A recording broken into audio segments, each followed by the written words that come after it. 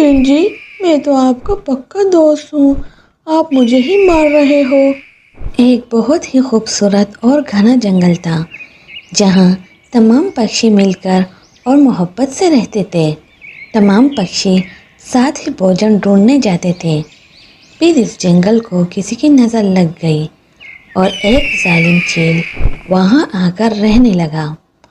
وہ چیل کافی بڑا تھا، اس لیے اس نے کالو کوے سے دوستی کر لی تھی۔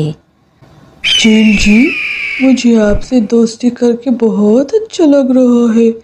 کالو، میں نے تم سے دوستی ٹائم پاس کرنے کے لیے نہیں کی، چونکہ میں بوڑھا ہو گیا ہوں۔ تم میرے لیے شکار لے کر آؤ گے اور میں بھون کر اسے کھاؤں گا اور تمہیں بھی کھلاؤں گا بھنا ہوا گوشت، اور وہ بھی پکشیوں کا۔ یہ تو مزہ ہی آ جائے گا۔ تم ایسا کرنا، اونچائی میں جا کر ایک چکر لگا آنا، پھر جب سب پکشی بھوجن کی تلاش میں جائیں گے تو میں کسی ایک پکشی کا بچہ لے کر آؤں گا۔ اس طرح انہیں مجھ پر شک نہیں ہوگا۔ ہاں، یہ تو کمال کا آئیڈیا ہے۔ پھر وہ ظالم چیل جنگل میں جا کر چکر لگاتا ہے، جسے دیکھ کر تمام پکشی ڈر جاتے ہیں اور کچھ دیر بعد وہ دوبارہ اپنے گھونسلے میں چلا جاتا ہے۔ چلو، وہ ظالم چیل تو چلا گیا، اب میں بھوجن ڈھونڈنے جاتا ہوں۔ کبوتر کو جاتا دیکھ کر کالو کوا کبوتر کے گھونسلے میں آ جاتا ہے اور کبوتر کے بچے کو لے کر چلا جاتا ہے۔ یہ لو چیل جی، میں آپ کے لیے کبوتر کا بچہ لے کر آیا ہوں۔ کالو، تم میرے واقعی میں بہت اچھے ساتھی ہو۔ پھر چیل کبوتر کے بچے کو بھون لیتا ہے اور وہ دونوں اس کو کھا لیتے ہیں۔ یہ تو بہت سوادشٹ ہے۔ میں آج تک سوکھے دانے کھا رہا تھا، اس کا ذائقہ تو قابل تعریف ہے۔ وہاں دوسری طرف کبوتر گھر آ کر روتا ہے۔ مت رو کبوتر بھائی، کیسے نہ رہوں؟ کتنے سالوں بعد مجھے یہ خوشی نصیب ہوئی تھی اور وہ ظالم چیل میرے بچے کو لے گیا۔ وہ چیل تو بس تھوڑی دیر کے لیے ہی آیا تھا اور پھر چلا گیا، تبھی تو ہم بھوجن ڈھونڈنے گئے تھے۔ ہمارے جانے کے بعد اس نے ہمارے بچوں پر حملہ کیا ہوگا۔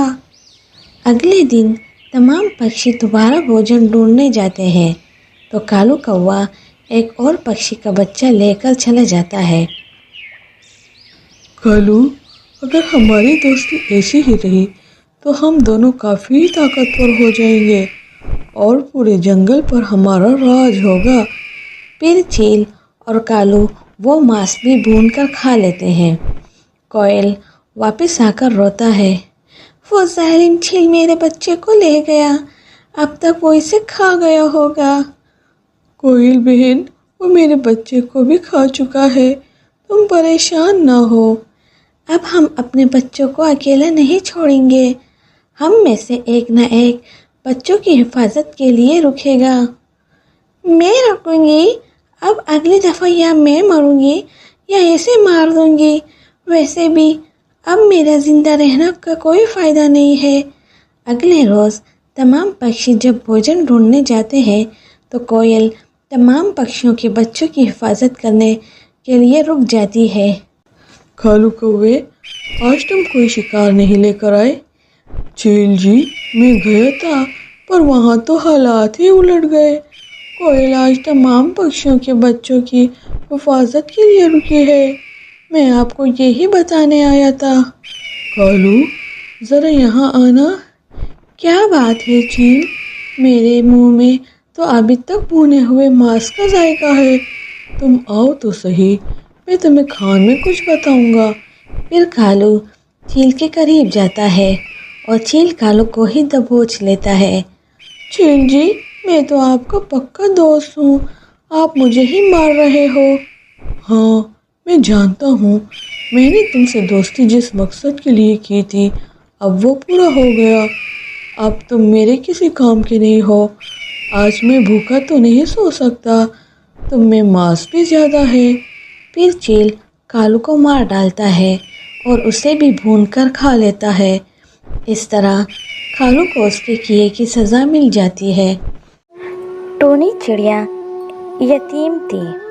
کالو کوے نے ٹونی سے محبت کی شادی کی تھی اور شادی کے بعد کالو کوا دوسرے جنگل روزگار کی تلاش میں چلا گیا۔ ٹونی چڑیا کی ساس بہت ظالم تھی۔ وہ ٹونی کو بالکل پسند نہیں کرتی تھی کیونکہ ٹونی غریب گھرانے سے تھی اور جہیز بھی نہیں لائی تھی۔ منحوس کہیں کی، تمہاری جیسی چڑیا میرے معصوم جیسے بچے کو پھنسا کر اپنا گھر بساتی ہے اور پھر معصوم بننے کا ناٹک کرتی ہے۔ ماں جی، آپ مجھ سے اتنی نفرت کیوں کرتی ہو؟ میں آپ کا ہر حکم مانتی ہوں اور کوئی بدتمیزی بھی نہیں کرتی۔ تم ذرا کر کے تو دیکھ لو، میں تمہاری ایسی کلاس لوں گی کہ پورا زمانہ یاد رکھے گا۔ جب سے تمہارے دوست تم سے ملنے آئے ہیں تمہارے تیور بدل گئے۔ جاؤ جا کر میرے لیے چائے بناؤ۔ ٹنٹنی چڑیا ٹونی کی بہت اچھی سہیلی تھی اور وہ ٹونی کی خبر لیا کرتی تھی۔ کیوں ماں جی، آپ کچھ بولو نا، میرے سامنے تو آپ کی زبان بند ہو جاتی ہے اور اس معصوم پر ظلم ڈھاتی ہو۔ تمہیں بالکل بھی خوف نہیں اللہ کا؟ دیکھ ٹنٹنی، اپنے کام سے کام رکھ لو اور میرے معاملات میں بولنے کی ضرورت نہیں۔ کمزوری کی وجہ سے ٹونی زمین پر بے ہوش ہوتی ہے تو اس کی دوست ٹنٹنی گھبرا جاتی ہے۔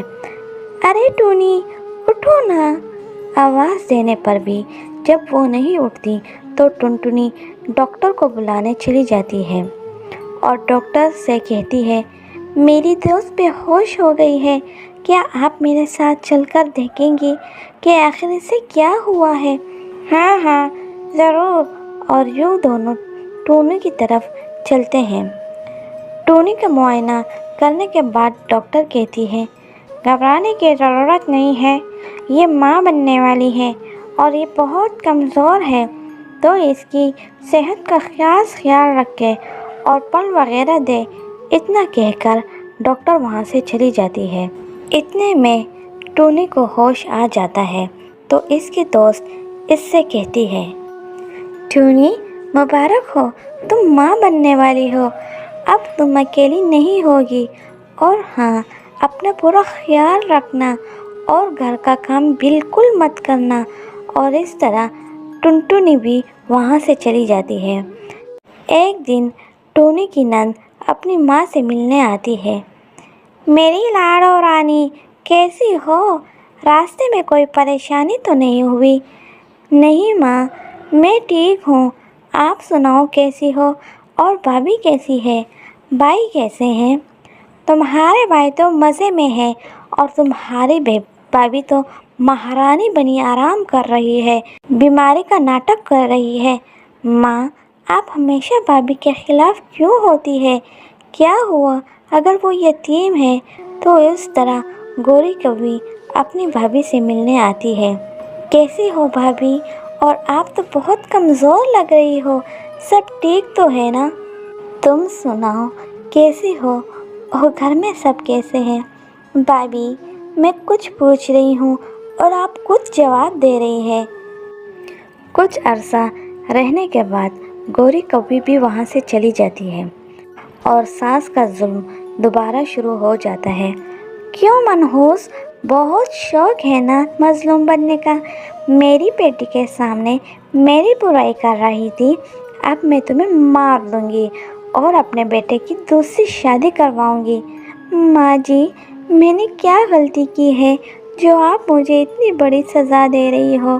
ٹونی کی ساس پر کچھ اثر نہیں ہوتا اور وہ ٹونی کو باندھ دیتی ہے اور اس پر تیل چھڑکتی ہے۔ ٹونی زندگی کی بھیک مانگ رہی ہوتی ہے۔ ماں جی، مجھ پہ رحم کھائے، آپ میرے ساتھ ساتھ میرے بچے کو بھی مار ڈالے گی۔ وہ اپنا کام کر رہی ہوتی ہے کہ وہاں ٹونی کی دوست ٹنٹنی اور باقی لوگ آ جاتے ہیں۔ مجھے تم سے یہی امید تھی، میری نظر آپ کے ہر عمل پر تھی۔ اتنا سن کر ٹونی کی ساس شرم کے مارے وہاں سے چلی جاتی ہے اور دوبارہ پلٹ کر واپس نہیں آتی۔ وقت گزرتا جاتا ہے اور ٹونی ایک بیٹی کو جنم دیتی ہے۔ اس کا شوہر کالو بھی آ جاتا ہے۔ ٹنٹنی اور باقی سب اسے سارا قصہ سناتے ہیں کہ کیسے اس کی ماں نے ٹونی کے ساتھ ظلم و زیادتی کی۔ کالو کوے کا سر شرم سے جھکا ہوتا ہے اور وہ ٹونی اور اپنی بیٹی کے ساتھ ہنسی خوشی رہتا ہے۔